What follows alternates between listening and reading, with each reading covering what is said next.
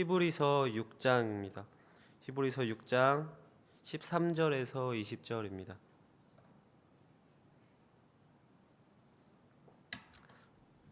히브리서 6장 13절에서 20절입니다. 히브리서 6장 13절에서 20절 다 같이 교독하도록 하겠습니다. 하나님이 아브라함에게 약속하실 때 가르쳐 맹세할 자가 자기보다 더 큰 이가 없으므로 자기를 가르쳐 맹세하여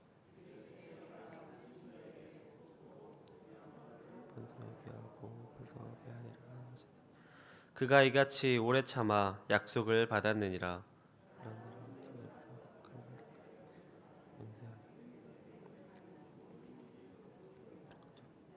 하나님은 약속을 기업으로 받는 자들에게 그 뜻이 변하지 아니함을 충분히 나타내시려고 그 일을 맹세로 보증하셨나니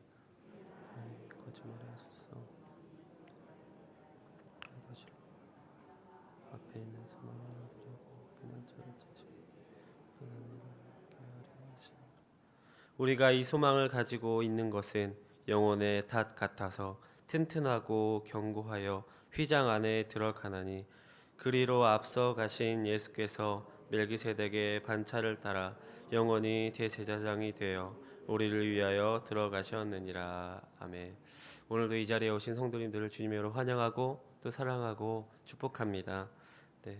내일부터 금요일까지 비가 많이 온다고 합니다. 꼭 우산 잘 챙기시고 운전하시는 분들은 운전 조심하셨으면 좋겠습니다. 어제 본문 말씀의 중요 내용을 한마디로 정리하면 이렇습니다. 뒷걸음치지 말아라. 왜 뒷걸음치지 말아야 합니까? 벌써 앞서서 하나님의 능력과 하나님의 사랑을 맛본 우리가 다시 뒷걸음쳐서 타락하여서 그 능력과 사랑을 맛보지 않은 사람처럼 살아간다면 그것은 십자가에 달리신 예수님을 다시 한번 못 박는 것과 같고 또 회개할 수 없다고까지 표현하였던 게 바로 어제의 말씀이었습니다. 그러므로 우리 성도님들은 가시와 엉겅퀴를 내는 것이 아니라 합당한 열매를 맺어야 한다는 말씀이었습니다. 어제 하루 합당한 열매 맺으셨나요? 네. 그것은 하나님과 또 자기 본인만 알고 있으실 건데요. 오늘 하루도 꼭 합당한 열매를 맺는 우리 귀한 성도님들 되시기 바라겠습니다. 오늘 말씀의 중요한 단어는요, 맹세의 하나님입니다. 13절에서 17절까지 맹세라는 단어가 5번이나 나옵니다. 그만큼 중요한 단어이기 때문에 반복해서 나오는 것일 것입니다. 맹세라는 단어는요, 우리에게 어떻게 다가오나요? 아주 무거운 것으로 다가옵니다. 왜 그렇습니까? 맹세는 꼭 반드시 그것을 이루거나 지키겠다고 하는 다짐이나 선언이기 때문입니다. 단순히 약속과는 다른 면을 가지고 있기 때문에 무거운 것으로 다가오는 것이며 함부로 해서는 안 되는 것이라고 우리가 익히 들어서 알고 있습니다. 또한 실제로 성경에서 맹세를 함부로 하지 말라고 나오고 있습니다. 야고보서 5장 12절에 이렇게 나옵니다.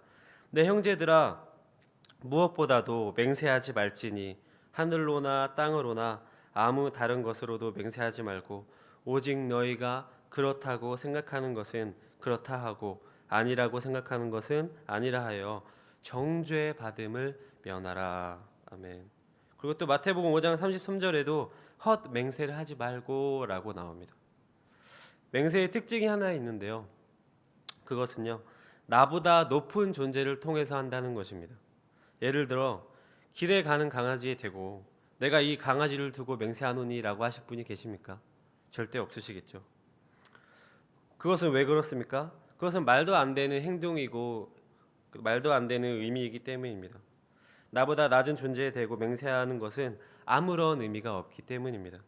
그래서 우리는 맹세를 할 때 우리들의 부모님이다 혹은 하나님을 두고 신을 두고 맹세하는 경우가 있죠.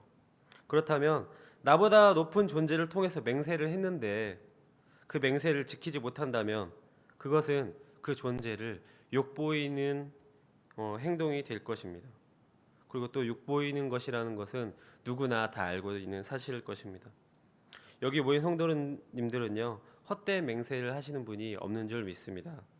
그런데 오늘 본문에는 사람이 아니라 하나님이 직접 맹세하는 장면이 나옵니다.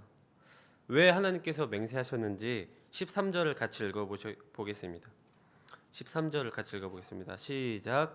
하나님이 아브라함에게 약속하실 때에 가르쳐 맹세할 자가 자기보다 더 큰 이가 없으므로 자기를 가르쳐 맹세하여. 사실 맹세라는 말은요, 하나님만이 쓸 수 있는 단어입니다. 그것은 반드시 이루어 주겠다는 뜻이기도 하기 때문입니다. 그래서 하나님은 자기보다 더 큰 존재가 없기 때문에 자신을 걸고 맹세하십니다. 그래서 자신을 걸고 맹세하신 그 내용이 어떻게 됩니까? 14절에 이르시되 내가 반드시 너에게 복주고 복주며 너를 번성하게 하고 번성하게 하리라 하셨더니, 하나님은요 2번씩이나 말을 반복하면서 아브라함에게 말씀하셨습니다. 그 이유는요, 아브라함이 15절에 보았듯이 너무도 오래 참아서 약속을 받은 것이기 때문입니다. 우리는 하나님께서 우리에게 주시는 약속의 시간을 얼마나 잘 참아내고 인내하고 있는지 뒤돌아봐야 할 것 같습니다. 그것이 한 달이 됐든지 2달이 됐든지 1년이 됐든지 우리 믿는 사람들은 그 약속이 이루어질 때까지 오래 참아야 할 줄 믿습니다. 잘 아시겠지만 하나님은 하나님의 때에, 하나님의 시간에, 하나님의 방법으로 그 약속을 이루어 주시는 분입니다. 그것은요, 우리의 생각으로는 절대로 이해할 수도 또 알 수도 없는 방법으로 나타날 것입니다. 우리가 하나님의 방식을 온전히 이해할 수 있다면 얼마나 좋을까요? 언제가 되면 그 약속이 이루어지고 또 이날이 되면 그 약속이 안 되기 때문에 얼마나 마음이 편하겠습니까? 그러나 하나님께서는요, 모든 것을 완벽하게 준비하시고 계획하시는 분이라는 것을 깨달으시는 성도님들 되시기 바랍니다. 하나님이 우리를 너무도 사랑하셔서 그 깊고 깊은 지혜와 더 완전한 것으로 우리에게 더 큰 기쁨과 선물을 주시려고 하시는 것을, 그 사랑을 우리는 볼 줄 알아야 한다는 것입니다. 그렇게 성숙한 성도님들이 바로 우리 동강제일교회와 여기 모이신 성도님들이 되시기를 주님의 이름으로 바라겠습니다. 16절과 17절 같이 읽어볼까요? 16절과 17절 시작. 사람들은 자기보다 더 큰 자를 가리켜 맹세하나니 맹세는 그들이 다투는 모든 일의 최후 확정이니라. 하나님은 약속을 기업으로 받는 자들에게 그 뜻이 변하지 아니함을 충분히 나타내시려고 그 일을 맹세로 보증하셨나니. 아멘. 하나님은 왜 인간들과 맹세를 하면서까지 번거롭게 그 약속을 지키시려고 하시는 것일까요? 이 세상을 창조하시고 무엇이든지 마음대로 하실 수 있는 그런 분이신데도 불구하고 왜 우리와 약속하고 맹세를 하시는 걸까요? 바로 우리를 사랑하시기 때문입니다. 우리를 사랑하시기 때문에 굳이 하지 않아도 되는 번거로운 맹세의 약속을 함으로써 사랑하는 우리들이 하나님을 믿고 순종하기를 원하셨기 때문에 우리와 약속을 하시는 것입니다. 그리고 또 우리 인간들의 마음은 쉽게 좌로나 우로나 치우치기 때문에 하나님께서 맹세의 약속을 함으로써 힘을 주시기 위해, 우리에게 안위함을 주시기 위해 그렇게 하시는 것입니다. 그리고 또 하나님의 마음이 변하지 않는다는 것을 알려주시려고 그렇게 하신다는 것입니다. 또한 하나님의 맹세는요, 우리의 소망이 확실함을 증명하는 보증서와 같습니다. 18절과 19절에 이렇게 나옵니다. 18절과 19절에 이는 하나님이 거짓말을 하실 수 없는 이 2가지 변하지 못할 사실로 말미암아 앞에 있는 소망을 얻으려고 피난처를 찾은 우리에게 큰 안위를 받게 하려 하심이라. 우리가 이 소망을 가지고 있는 것은 영혼의 닷 같아서 튼튼하고 견고하여 휘장 안에 들어가나니. 아멘. 거짓말을 하실 수 없는 2가지 이유는요, 첫 번째로 하나님의 약속과 또 그 약속에 대한 맹세를 가리키고 있는 것입니다. 따라서 우리 믿는 사람들이 품는 소망은요, 단순한 소망이 아닙니다. 하나님의 약속과 맹세가 첨가된 소망인 것을 알 수가 있습니다. 이것은요, 세상 사람들이 갖는 소원과는요, 질적으로나 또 내용적으로나 차원이 다른 그런 소망입니다. 세상 사람들은 단지 자기들의 희망사항을 자기 생각대로 생각하고 말할 뿐입니다. 그래서 세상 사람들의 말을 들어보면 나는 무엇을 바랍니다. 혹은 어떻게 되기를 소망합니다.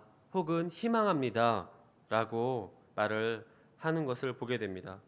그 말을 다르게 말하면 그렇게 되리라는 보장과 확신이 없는 말인 것이지요.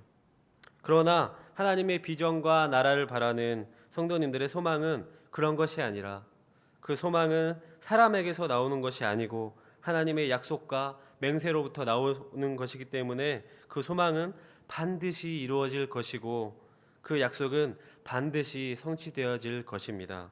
그리고 그것은요, 실체가 있습니다. 반드시 이루어 주시겠다는 보증서가 바로 하나님의 약속과 맹세라는 것을 말해주고 있는 사실입니다. 놀랍지 않으십니까? 우리가 세상 사람들과는 다른 개념을 가지고 있다는 사실이 놀랍지 않으십니까? 그것도 믿음으로 확신하고 하나님께서 보증까지 서주고 계신다는 사실입니다. 그런 하나님을 더욱더 믿으시고 의지하시는 성도님들 되시기 바랍니다. 마지막으로 20절에요, 이렇게 나옵니다. 그리로 앞서가신 예수께서 멜기세덱의 반차를 따라 영원히 대제사장이 되어 우리를 위하여 들어가셨느니라. 아멘. 그리로 앞서가신 예수께서 멜기세덱의 반차를 따라 영원히 대제사장이 되었다고 우리에게 말씀하고 계십니다. 이 말은요, 예수님의 대제사장직을 설명하려는 히브리서 기자의 의도가 담겨 있는 말씀입니다. 왜 멜기세덱을 통해 예수님의 대제사장직을 설명하려는 말씀인지는 내일 이 시간에 계속하도록 하겠습니다. 말씀을 맺겠습니다. 사랑하는 성도 여러분, 성도의 기다림이란요, 예약된 파티를 기다리는 것과 같습니다. 예약된 파티를 기다리는 것과 같습니다. 하늘에서는 예수님께서 준비하신 천국 잔치가 준비되어 있을 것이고요. 또 결혼할 신랑을 신부가 기다리는 것과 같이 기쁘고 기대되고 설레는 일이 바로 우리들의 기다림이라는 것입니다. 그 기다림의 끝에 무엇이 있습니까? 예수님께서 준비하신 아주 큰 선물이 있고요. 또 우리들을 위해 준비하신 그런 어마어마한 것들이 있다는 것입니다. 그래서 그 선물은요, 영원하신 하나님의 자녀로, 왕의 자녀로 삼아 주신다는 그런 선물을 우리가 받게 됩니다. 그렇다면 우리는 이 기다림의 때에 무엇을 해야 합니까? 가만히 있어야 되나요? 아니겠죠. 바로 그 잔치의 첫 번째로 결혼식을 올리기 위해 신부가 준비하는 것처럼 우리도 준비하여야 한다는 것입니다. 나 자신을 정결하게 깨끗하게 단장하여야 한다는 것입니다. 그리고 두 번째로요, 그 파티에 많은 사람들을 초대하여야 한다는 것입니다. 어떻게요? 하나님의 말씀으로요. 하나님의 말씀을 실천함으로요, 그 사람들을 초대하여야 합니다. 왜 초대해야 됩니까? 주님께서 많은 사람들을 초대하고 많은 사람들과 같이 잔치에 참여하길 원하시기 때문입니다. 그러므로 사랑하는 성도 여러분, 오늘 우리는 잔치를 기다리는 설레임과 늘 깨어 기도하며 경건과 거룩으로 스스로를 단장하여야겠습니다. 또한 부지런히 복음을 전하고 증거함으로써 이 기쁜 잔치의 소식을 더 많은 사람이 알도록 하여야 하겠습니다. 특별히 더 가까운 가족 그리고 바로 이웃에게 그 말씀을 전해야 하겠습니다. 그렇게 될 때 주님이 모든 준비를 마치시고 나를 부르실 때 허둥대지 않는 준비된 모습으로 모든 사람들과 나의 가족과 이웃과 더불어 천국 잔치의 기쁨을 영원히 누리는 우리 동강제일교회와 또 여기 모인 모든 성도님이 되기를 주님의 이름으로 기도하도록 하겠습니다. 이 시간 다 같이 기도하실 때요, 교회에 몸이 좋지 않아 예배에 불편함이 있으신 분들 위해 기도해 주셨으면 좋겠습니다. 특별히 김은정 집사님 둘째 아직 회복 중에 있다고 합니다. 지속적으로 기도해 주시기 바랍니다.